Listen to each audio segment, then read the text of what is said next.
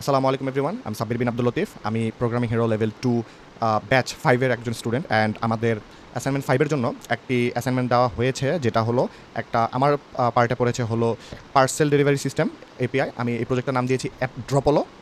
So এটা basically কি, এটা পাঠাও বা সুন্দরবনের মতো একটা ডেলিভারি সিস্টেম, যেটা একটা সেন্ডার একটা রিসিভারকে একটা পার্সেল ডেলিভারি করতে পারে, অ্যান্ড রিসিভার সেই পার্সেলটাকে রিসিভ করতে পারে। অ্যান্ড অ্যাডমিনের কিছু কানেকশন রোল আছে, যেগুলো হলো অ্যাডমিন কোনো ডেলিভারি ম্যান অ্যাসাইনমেন্ট করতে পারা, ব্লক করতে পারা, ইত্যাদি ইত্যাদি। সো আমি এই অ্যাসাইনমেন্টটা করার জন্য এই টেকনোলজিগুলো ইউজ করেছি। সেলফ এক্সপ্লেনেটরি বেসিক্যালি জিনিসপত্রগুলো। সো আমি যদি আমাদের ফোল্ডার স্ট্রাকচারগুলো একটু দেখে নিই, তাহলে আমি অ্যাপ ফোল্ডারের মধ্যে আমি আমার যাবতীয় কোডগুলো রেখেছি। অ্যান্ড আমার পুরো অ্যাপটা রান হচ্ছে আসলে এই app.ts, অ্যান্ড অ্যাপটা রান হচ্ছে এন্ট্রি পয়েন্ট হলো server.ts। এরপর আমার কিছু কনফিগ ফাইল আছে, আমি এনভিগুলো কনফিগ করেছি, গ্লোবাল এরর হ্যান্ডলার, এগুলো হলো আমার সব ম্যাক্সিমাম হেল্পার ফাংশনস। তারপর আমি মেইন যে আমার পার্টটা আছে মডিউলস, এই মডিউলসকে আমি 3 ভাগে ভাগ করেছি। একটা হলো অথেন্টিকেশন মডিউলস, যেখানে আমি আমার কন্ট্রোলার ফোল্ডারে আমি আমার রেজিস্টার লগ ইন, তারপর গেট মি, আপডেট প্রোফাইল, এগুলো লিখেছি। এরপর সেগুলোকে আর কি আমি এমভিসি প্যাটার্নে বাকিটা আর কি কমপ্লিট করেছি। এরপর পার্সেলের রাউটগুলো আর কি এখানে আছে, কী কী রাউট আমাদের লাগবে, অ্যান্ড একটা হলো আমার ইউজারের জন্য যাবতীয় রাউটগুলো আছে। সো বেসিক্যালি এগুলোই। সো চলুন আমরা পোস্টম্যানে চলে যাই দেখতে আমরা আমাদের কাজগুলো কীভাবে করেছি।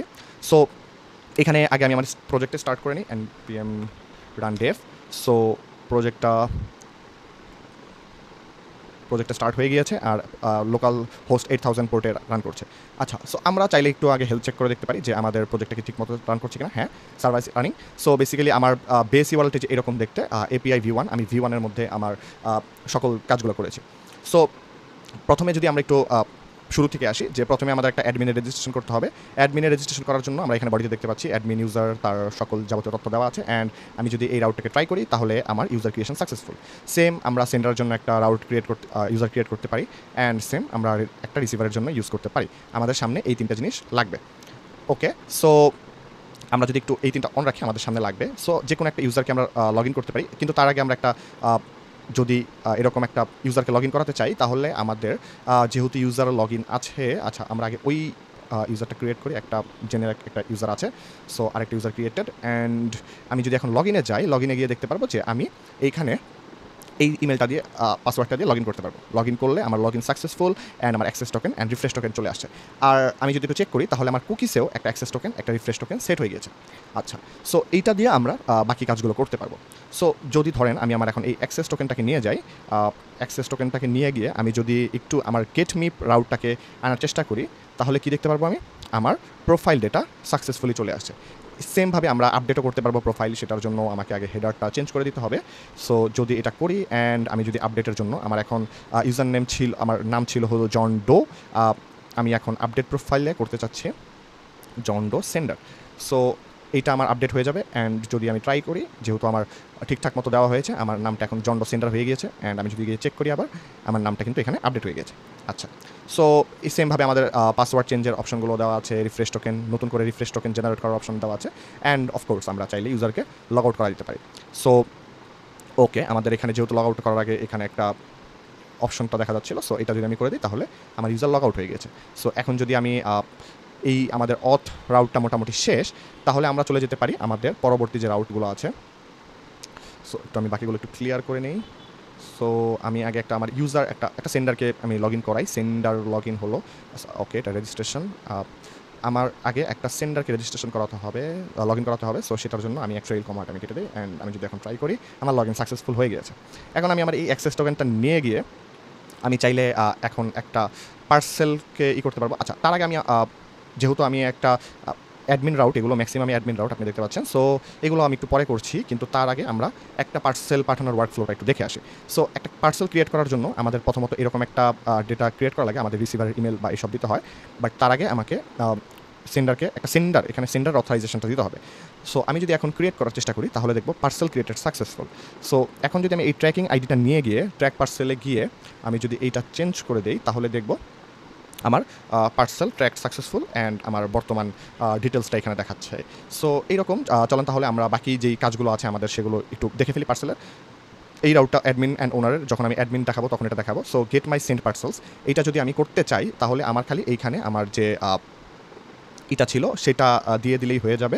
সো গেট মাই আমি শুধুমাত্র এটা দিব অ্যান্ড এখানে আমি এই যে প্যারামিটারগুলো কীভাবে মানে ইউজ করছি সেটা আর কি দেখাচ্ছি।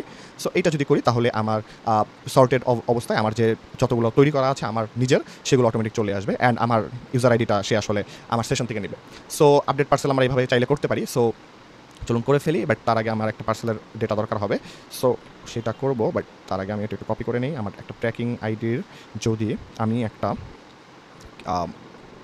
বডিতে যাই আর ওকে আপডেট পার্সেল। সো এই যে এইটা যদি আমি এখন চেঞ্জ করি অ্যান্ড আমি চাইলে আমি যে রিসিভারের ফোন নাম্বার আর ডেলিভারি ইনফো সেটা আমি আপডেট করতে চাচ্ছি।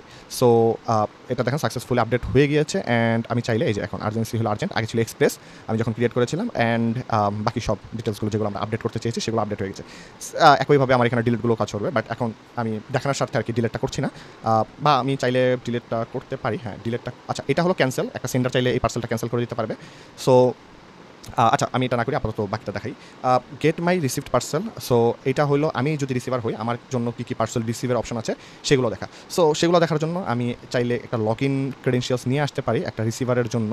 সো গেট মাই রিসিভড পার্সেলে যাই, এখানে যদি আমি দেই একটু আগে আমি যেহেতু টোকেন এক্সপায়ার আচ্ছা আমি যেহেতু লগ ইন করে ফেলেছিলাম আবার। So receiver log in, so একটু লগ ইন করি দেখি। User log in successful. এবার যদি আমি এই টোকেনটা আবার নিয়ে আসি অ্যান্ড এটা দিয়ে হলো মাই রিসিভ পার্সেলস। ওকে, সো এটা আমার সেশন থেকে আমার ইমেল বা বাকি সব নিয়ে আমার নামে কী কী ইমেল আছে আমি একটু আগে একটা পার্সেল ক্রিয়েট করেছি, দেখতে পারেন যে আমার এখানে পার্সেল মাত্র একটাই আছে। সো যেহেতু একটাই আছে অ্যান্ড এটা আমার নামেই করা আছে সো এটা আমার কাছে চলে আসছে।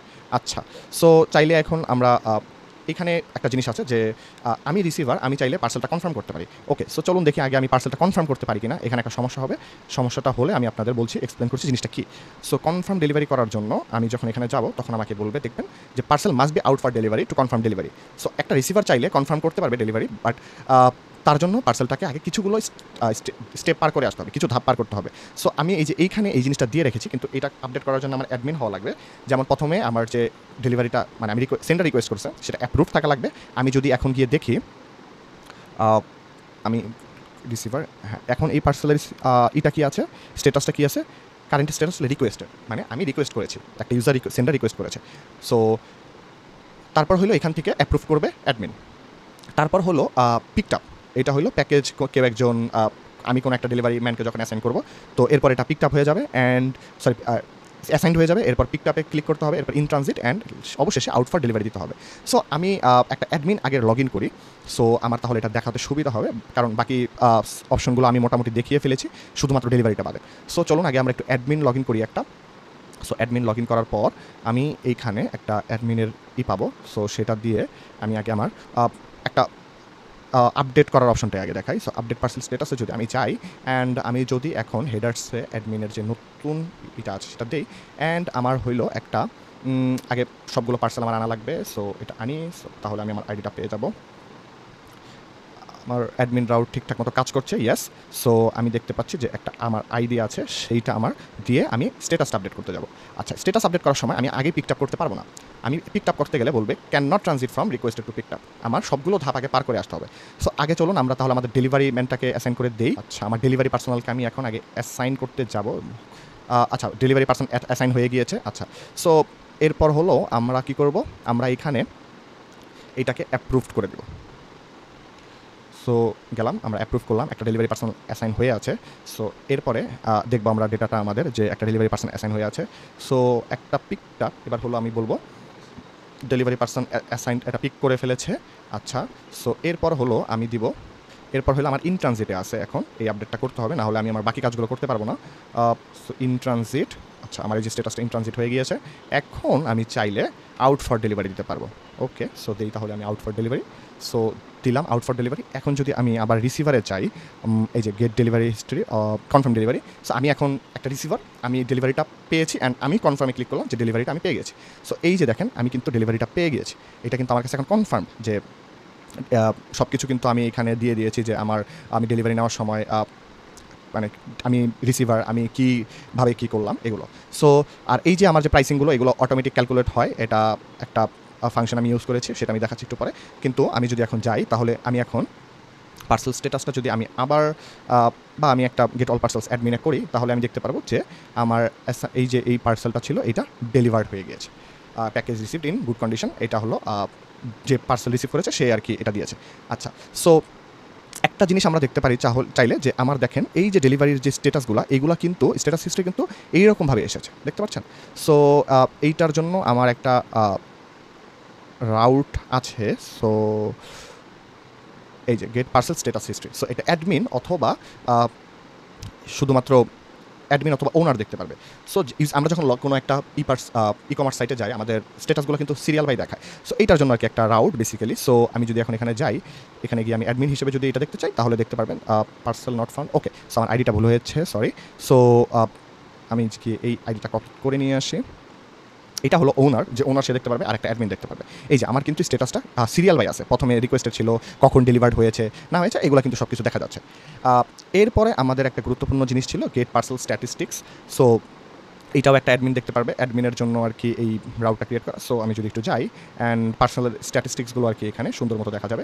স্ট্যাটিক্সগুলো কি আমি একটু দেখি, যে টোটাল পার্সেল কতগুলো ডেলিভার্ড হয়েছে, কতগুলো revenue this month and so on, status breakdown, এখন এই মুহূর্তে রিকোয়েস্টেড কয়টা আছে, অ্যাপ্রুভাল কয়টা আছে, ডেলিভার্ড কয়টা আছে। সো এগুলো আর কি একটা সুন্দর মতো আর কি দেখার জন্য একটা আছে। সো এইটা গেল একটা। আর যে কোনো পার্সেল চাইলে একটা অ্যাডমিন ডিলিট করে দিতে পারে, তাও এটা আর কি ডেটাবেসে থেকে যাবে, শুধুমাত্র পার্সেলটা ডিলিটেড দেখাবে। যেহেতু এটা ডেলিভার্ড হয়ে গেছে সেটা এই মুহূর্তে আর কি এটার ক্ষেত্রে হবে না। সো এইবার যদি আমরা, যেহেতু অ্যাডমিন রাউটে আমাদের লগ ইন করাই আছে, সো আমরা চাইলে ইউজার্সের জিনিসপত্রগুলো একটু দেখে নিতে পারি। লাইক অল ইউজার্স, এখানে আর কি আমাদের যতগুলো ইউজার আছে সবগুলোকে দেখাবে। সো এই যে আমরা দেখতে পাচ্ছি।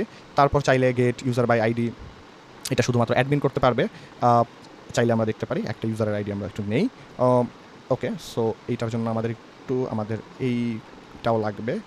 সো হেডারে গিয়ে আমার এই ভ্যালুটা চেঞ্জ করে দিতে হবে। সরি, আচ্ছা না ঠিক আছে। সো এটা মোটামুটি ঠিক আছে। চাইলে আমরা এটা দেখতে পারি যে একটা ইউজার আইডি আমরা আনতে পারছি, একটা ইউজারকে আমরা চাইলে ব্লক করতে পারি। সো সেটার জন্য প্রথমত আমাদের এইটা চেঞ্জ করে দেওয়া লাগবে অ্যান্ড একটা আইডি অবভিয়াসলি নিয়ে আসা লাগবে। সেটার জন্য আমরা যদি দেখি একটা ব্লক করলাম, সেটাকে দেখা যাবে যে ইউজার ব্লক সাকসেসফুলি, আমরা সেন্ডারকে ব্লক করে দিয়েছি। সো এই হলো আমাদের আর কি মোটামুটি সবগুলো রাউট। বাকিগুলো সেম। ইউজার প্রোফাইল এটা একটা ইউজার তার নিজের প্রোফাইল নিয়ে আসতে পারবে অ্যান্ড ইউজার তার নিজের প্রোফাইল আপডেট করতে পারবে। এইখানে হেডার্সে তার নিজের যে রাউটটা আছে সেটা দেওয়া লাগবে। সো এই ছিল আর কি আমাদের জিনিসগুলো। সো আর একটা জিনিস আমি যেটা বলেছিলাম দেখাবো।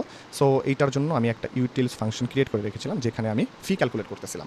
সো এইখানে আর কি আমার ক্যালকুলেশনের জন্য আমি আমার বেস ফি কত, সেটা ওয়েট কত, এটা আমি নিচ্ছি হলো পার্সেলের ডেলিভারি ইনফো, পার্সেল ডিটেলস আর প্রাইসিংটাকে দেখে আমি বাকিগুলো আর কি আমার মতো ক্যালকুলেট করতেছি, যে স্ট্যান্ডার্ড এক্সপ্রেসের জন্য কেমন প্রাইস হবে, মাল্টিপ্লায়ার আর কি। সো ওই হিসাবে আর কি প্রাইস ক্যালকুলেট করে সে আমাকে এই রিটার্নটা করে দিচ্ছে যে আমার বেস ফি কেমন হবে, ওয়েট ফি কেমন হবে, অ্যান্ড এগুলোই আমি কিন্তু ডেটাবেসে স্টোর করছি। সো এই ছিল আমাদের অ্যাসাইনমেন্ট 5। সো আশা করি সব আপনাদের ভালো লেগেছে। Thank you everyone.